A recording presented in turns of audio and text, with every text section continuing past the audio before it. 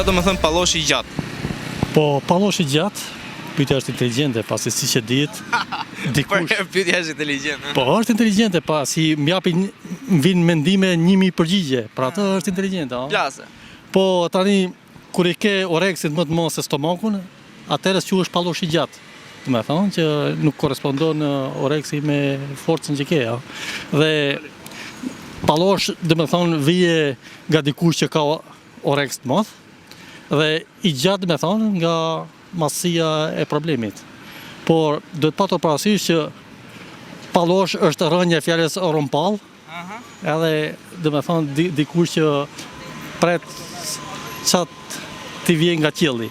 Sipas përgjimeve që kanë dalë nga dosja në SPAK ndaj Belinda Ballukut, një ndër frazat ishte që kjo i thoshte kryeministrit palloshi i gjatë. Si mund të ndihet kryeministri ndaj një vartëse të tij, të cilin e mori zërëse nga hiçi, e bëri zëvendës ministre, zëvendës kryeministre, gjithë postet më të rëndësishme që ka pasur në qeveri, dhe ajo është problem me një fjalë. Duhet të bëj një korrigjim të vogël. Nuk është nga hiçi, pasi është mbesa e Beqir Ballukut. Belinda Ballukut. Do të thotë se je mbesa e që është dikush, nuk është hiç fare, se ashtu si mendon ti, a? Dhe çka ka bërë kjo para se të vinë në politikë? Ajo i tha Çka ka bërë Belinda Balluku para se të vinë në politikë? Studimet, ka qenë edhe unë kam bërë studime. Ka qenë eurosocializëm. Ti ke bërë shkollë? Gjithë kam bërë shkollë. Jemi gjithë barabartë? Po tani më varet se në çfarë kategori kjo është për transportin dhe për energjetikën, domethënë këta di fusha i ka metrizuar. Çka ka studiuar Belinda Balluku? Po mjafton ti e sheh kryeministrin nga piktorë u bë kryeminist, domethënë që s'ka lidhje fare. Sipas teje të gjithë duhet kishin mbaruar shkencat politike. Po nuk është Kalojmë te tema, po. Po ta shohësh presidentin Begaj, ka qenë infermier ushtarak para se. Vazhdon prapë, ka punë dytë part-time. E shikon. Po tani për sa i përket zonjës Balluku, ajo sipas deklaratës të kryetarit të Partisë Demokratike zotit Berisha, i ka thënë që unë jam me pantallona. Domethënë që unë kam kloqe, si thonë, këllqe. Edhe për sa i përket, para 2 ditëve... Ka thënë kryeministri, ka thënë, sipas Berishës, sipas PD-s, i ka thënë prokurorit të çështjes, i cili e thirrin SPAK, dhe sipas Berishës, i ka thënë prokurorit që unë jam me rroba gruaje, por mund t'i heq, mund të vesh edhe pantallona, me idenë që... Do të thonë që unë kam forcë, nuk jam po edhe palestë, si punë e Monika Kryemadit. Edhe para 2 ditëve, nuk e di nëse ta ka kap syri, dhe me thonë, që i ka thonë unë nuk jam si e Qeramoni i bashkisë. Po? Dhe me thonë, unë të vë për para. Dhe me thonë, diçka e tillë. I ka thonë kryeministrit, edhe kështu që tani çështja është e kuklavitur, pasi bëhet fjalë për një tender të tunelit të Llogaras, që në bazë nuk ishte fare e nevojshme të ndërtohet. Pasi e tuneli Llogaras mund të jenë 2-3 makina në muaj që kalojnë nga tuneli Llogaras. Ka marrë zhvillim në zonë apo?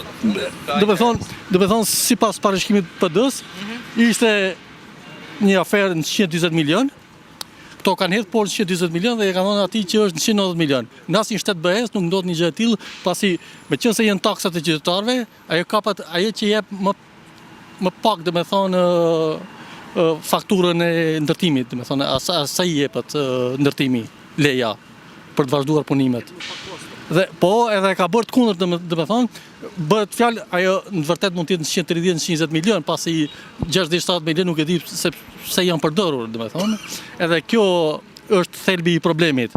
Çfarë shtyn Ballukun që ti thoi atij kryeminist Rama, që unë i heq pantallonat dhe bëhem, ose nuk jam qyrashi... Po tani, po ta shohësh problemin nga afër, Belinda Balluku ishte të premte në SPAK, edhe kjo dhe me thonë është një presion psikologjik për të, pasi bëhet fjalë për disa dosje që janë miratuar nga qeveria, dhe me thonë, dhe këta projekt buxhete që janë shkëputur, dhe me thonë, në vazhdimin e ndërtimit, këta tani vjen ndryshim.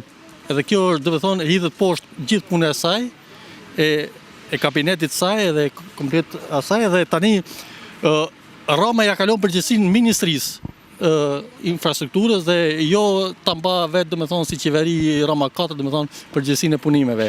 Ndaj dhe kjo ki fërkim mes tyre, që mund tjetë edhe më i ashpër se me zotin Ametej ish ministrin e financave ku përballë me Ramën dhe kjo do të thonë do jetë një handicap për vazhdimin e Rama 4, pasi siç e dini ajo do nxjerr disa sekrete që PD-ja deri tani i ka injoruar. Dhe kjo do të thonë e dobëson do të thonë punën e Ramës gjatë këtyre viteve dhe vë ndryshime efikasitetin për të përballuar me problemet. Sipas jush, ku ka më shumë pallosh, në opozitë apo në qeveri? Po tani kemi pa pallosha dhe në opozitë dhe në qeveri, po duhet patur parasysh që nëse ti të besohet një detyrë dhe nuk e kryen me fisnikëri, atëherë ti i e kartë e djegur, do me thonë, për të vazhduar më tej. Pasi, siç e dini, zoti Peleshi ishte ministër mbrojtje, kaloi në kryetar të grupit parlamentar të Partisë Socialiste. Tani është bë krye parlamentar, do me thonë kryetar kuvendi. Do me thonë është diçka që e metrizon, është diçka do me thonë që i ka dhënë provat aty ku është do me thonë i përballon dhe deri tani asnjë pikë zezë nuk i ka dalë do me thonë në menaxhimin e punëve që janë ngarkuar. Dhe kjo do me thonë është diçka pozitive pasi nesër mund të ecë edhe më tutje do me thonë mund ta përfaqësojë në OKB, mund ta përfaqësojë në BE. Peleshi, po do me thonë e ka pasi shembull. Sipas jush është politikani më i mirë në PS, thotë. Deri tani edhe PD-ja do me thonë nuk është se i ka vënë do me thonë pikpyetje në punën e tij do me thonë. Pas gjithë këtyre që tham, a mendon se Balluku tani ka për të marrë fund politikisht pas gjithë këtyre që i ka bërë kryeministit Rama?